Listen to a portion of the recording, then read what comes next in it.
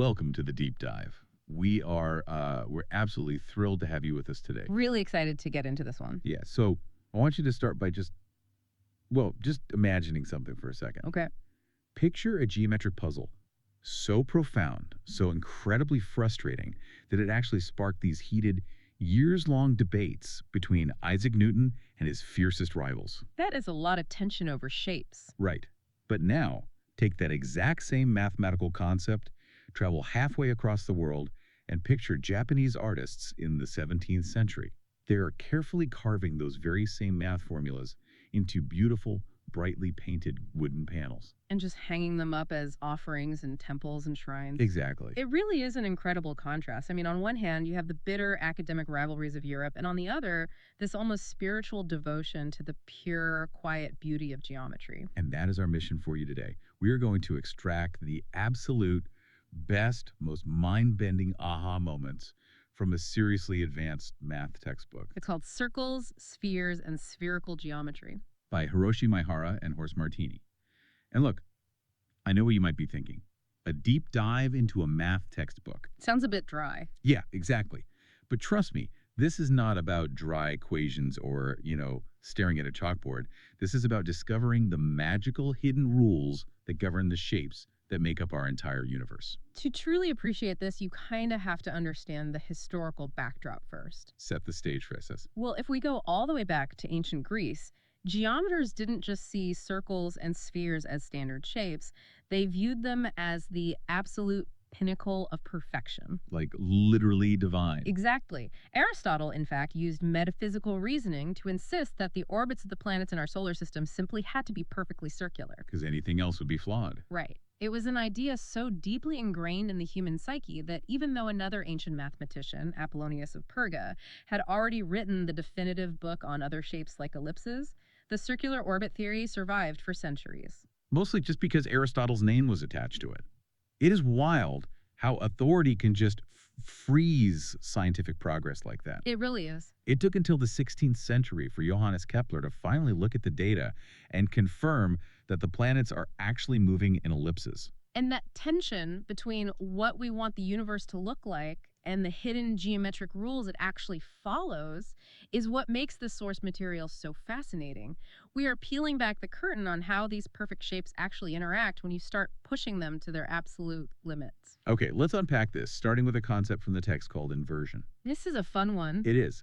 To help you visualize this, I want you to imagine a funhouse mirror. But not just any funhouse mirror. A geometric funhouse mirror that turns the world inside out. It's a great way to think about it. In math, if you invert a flat plane with respect to a specific circle, everything that was inside the circle gets stretched out to infinity on the outside. And everything on the outside gets crammed right into the inside. Yeah, the center of the circle basically becomes the absolute edge of the universe. It is a brilliant mental model. This mathematical transformation was formally invented by L.J. Magnus back in 1831. Okay? And the rules that govern this funhouse mirror are where the geometry gets truly mind-bending. Under inversion, if you have a circle that does not pass through the center of your funhouse mirror, your center of inversion, it just gets reflected as another normal circle somewhere else. So it might be bigger or smaller, but it stays a circle. Exactly. It remains a circle. Okay, I'm picturing the funhouse mirror. You said circles stay circles. Is there ever a scenario where the mirror just completely breaks the shape entirely? That is the beautiful part. If a circle passes perfectly through the center of inversion, the funhouse mirror completely breaks its curvature. Oh, wow. It violently flattens it out. That round circle suddenly becomes a perfectly straight line stretching off into infinity. Just picture that. A perfectly round loop, you slide it over this invisible center point, and snap, it unfolds into an infinite straight line. It's incredible. It feels like something out of a science fiction movie, but it's pure geometry. But how does an abstract math rule like that actually translate into the physical world? What's fascinating here is looking at the historical context.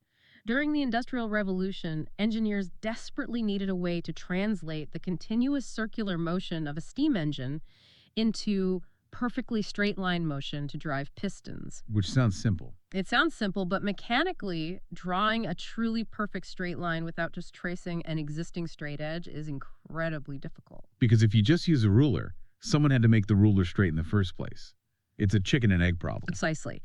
So in 1873, an engineer utilized this exact mathematical concept of inversion to create what is known as the Pacillier linkage. The Pacillier linkage. Yes, it's a mechanical device made of a series of widget rods connected by hinges.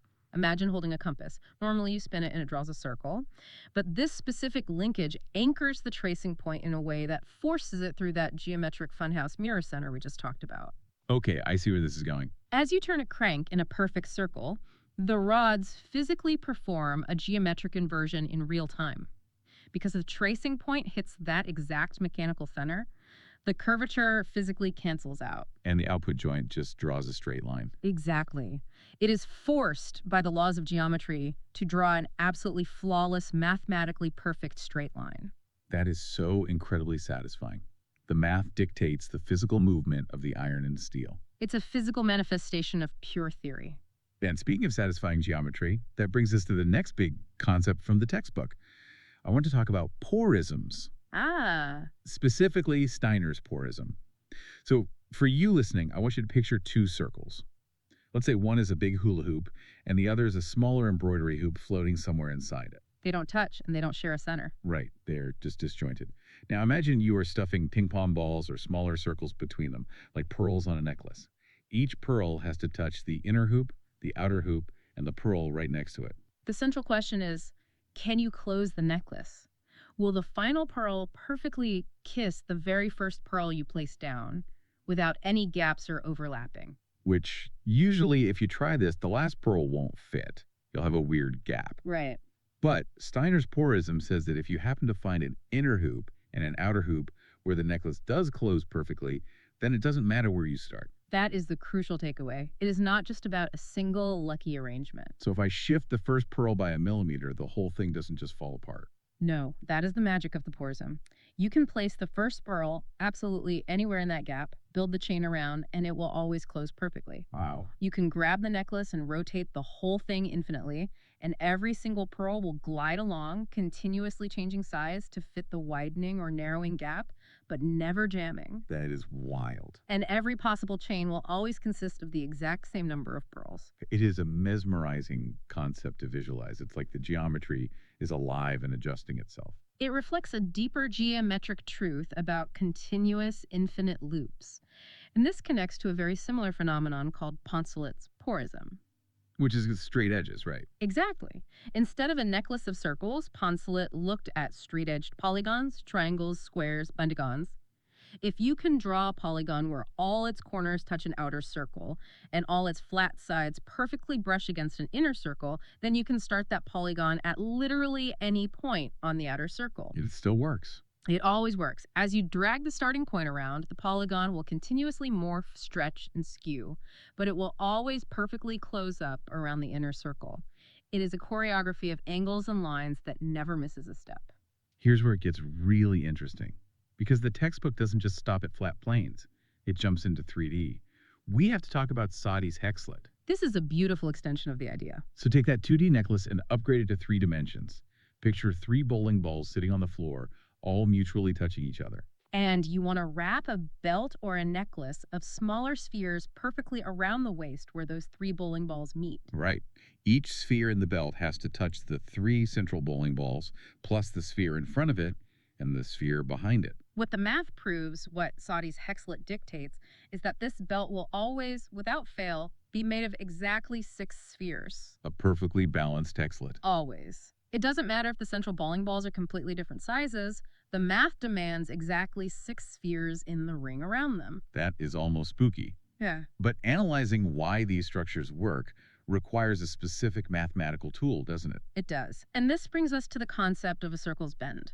In the source text, they explain that the bend is simply the reciprocal of the circle's radius. So mathematically, it's 1 divided by the radius. 1 over r, yes. So if you have a massive circle, its radius is huge, which means its bend is a tiny fraction. It's almost flat. Correct. A completely straight line has an infinite radius, so its bend is exactly 0. And a tiny little circle has a very sharp, very high bend. But there's a catch with how we measure this, isn't there? The sign of the number matters. If a circle is sitting next to other circles, its bend is positive. But if a circle is essentially a giant container, if it encloses the other circles inside of its boundary, we say its bend is negative. Ah, because it's curving the opposite way relative to the circles trapped inside it. Exactly. Armed with this idea of bend, we arrive at Descartes' circle theorem from the year 1643. René Descartes figured out that if you have four circles anywhere in a flat plane, and they are all mutually kissing, meaning every circle is perfectly touching the other three, their bends are permanently locked together in a beautiful algebraic equation. It's an incredible formula. I was reading this part of the source, and to be honest, the algebra kind of made my eyes cross. How does this formula actually work in plain English? Say I have four bends, and for simplicity, they are 1, 2, 3, and 4. Do I just add them together? Not quite. It's a balancing act of squares. You add them all up first and then square that total. And that number will perfectly match what you get if you squared each bend individually, added those up, and then doubled it. The two sides of that equation are locked in a perfect, permanent balance. That is an incredibly elegant way to see it. And centuries later, a chemist and mathematician named Frederick Soddy realized you could expand Descartes' idea into three dimensions. He took it to the next level. He did. If you have five mutually touching spheres, their bends follow an almost identical, beautifully symmetric formula, which is now known as Soddy's formula. And he was quite passionate about it. He was so enchanted by this mathematical harmony that in 1936 he published a poem about it in the scientific journal Nature.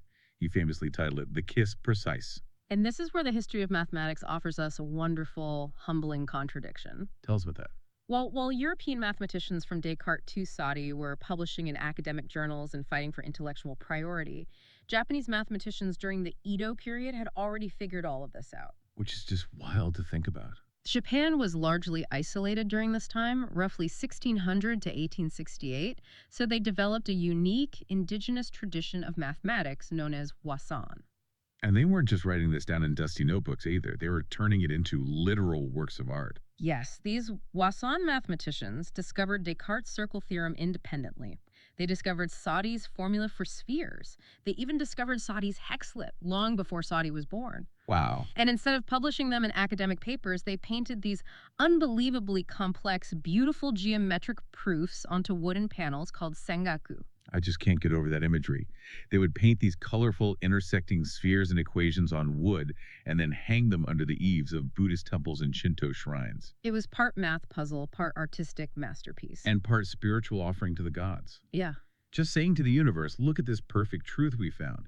It completely changes how you think about who owns a scientific discovery. It really emphasizes that these geometric truths are universal. They are waiting to be discovered by anyone who looks closely enough at the fabric of reality. It's beautiful that they saw this as a spiritual truth. But reading the sources, it seems like figuring out how these spheres interact wasn't always a peaceful process. No, it definitely was not. Especially when you start trying to cram as many of them together as possible. And that brings us right back to Isaac Newton. The sources detail this incredibly dramatic historical argument between Newton and his friend, the Scottish astronomer David Gregory. What were they arguing about? They were debating a deceptively simple question called the kissing number problem. How many perfectly identically sized balls can you fit around one central ball of the exact same size so that they are all simultaneously touching the center one? In two dimensions, with flat coins on a table, it's pretty easy to test. You can fit exactly 6 coins around a central coin. Right. But in 3 dimensions, I can just picture these two brilliant minds sitting in a room with a bunch of wooden balls, getting incredibly frustrated. In 3 dimensions, it becomes notoriously tricky. If you try to pack unit-sized spheres around a central unit sphere, you can easily get 12 of them to touch the center. Okay, so 12 is easy. But the problem is, those 12 outer spheres don't lock together perfectly tightly. There are all these frustrating little gaps between them. You can shift them around, roll them back and forth. Exactly. And if you compress them all to one side, the gap on the other side looks almost big enough to squeeze a 13th ball in. And this is exactly where the argument began. Newton, with his unparalleled geometric intuition, confidently claimed the maximum number was 12. There simply wasn't enough room for a 13th. But Gregory disagreed. Gregory, looking at all that leftover wiggling room, asserted that if you arranged them perfectly, you could squeeze that 13th sphere in. So how long did they argue about this? Well, this raises an important question, because neither Newton nor Gregory could definitively prove their case mathematically during their lifetimes. Human intuition is terrible at visualizing three-dimensional gaps, and it remained an unsolved, agonizing puzzle. It wasn't until 1953, almost 300 years later, that mathematicians K. Shoup and B. L. van der Waerden finally developed the rigorous geometric proofs required to settle the debate. 300 years. And who was right? As it turns out, Newton's intuition was right. The maximum number is 12. 300 years just to prove you can't squeeze one more ball in. It's amazing. And this kissing number problem is intimately connected to another famous puzzle, the Kepler conjecture. That's Johannes Kepler, who we talked about earlier with the elliptical orbits, right? The very same. He pondered the most efficient, densest possible way to pack spheres together like stacking cannonballs on a ship. He hypothesized that the standard pyramid shape you see at grocery store stacking oranges was the absolute mathematical limit for density. Which feels obvious when you look at it. It feels obvious, but proving it is another story. That conjecture stood unproven for over 400 years until Thomas C. Hales finally proved it in 2005 using massive computer-assisted calculations. It blows my mind how these seemingly simple questions about touching spheres take centuries of human brain power to solve. But it makes me wonder, if visualizing 3D spheres is so incredibly difficult, how do mathematicians even study these complex arrangements on a flat piece of paper? So, what does this all mean for the tools they use? That is where a technique called stereographic projection comes in. It's an elegant mathematical tool that dates all the way back to ancient Greek astrolabes. How does it work? Imagine a translucent globe of the Earth resting on a flat table so that the South Pole is touching the table. Now imagine putting a tiny, incredibly bright light bulb exactly at the North Pole. Okay, so the light shines down to the globe, casting shadows of all the continents and lines of longitude and latitude onto the flat table below. Precisely. But I was looking at the textbook diagrams for this, and the shadows stretch out massively the further away you get from the pole. They do. By projecting the surface of the sphere from its North Pole down onto that flat plane, you effectively unwrap the 3D surface into a 2D map. Now, as you mentioned, this projection does stretch the sizes of things. The closer a shape is to the North Pole, the more massively it gets distorted and stretched out on the table. Right. But the crucial part is that it is what we call a conformal mapping. Conformal meaning it preserves the angles. Correct. Even though the sizes are wildly distorted, the exact angle at which any two lines intersect on the 3D globe is perfectly preserved on the 2D shadow map. That is brilliant. Because of this, if you draw a perfect circle anywhere on the sphere, its shadow on the table will also be a perfect circle. This allows mathematicians to take incredibly complex 3D sphere problems, project them down onto a flat plane, solve them using much simpler 2D geometry, and then wrap the solution back up into 3D. That is so clever. And taking it even one step further into the abstract, the textbook connects all these physical touching circles and spheres to something called graph theory. The text mentions it frequently here, but usually when I hear graph, I think of bar charts or line graphs. What does that mean in this specific context?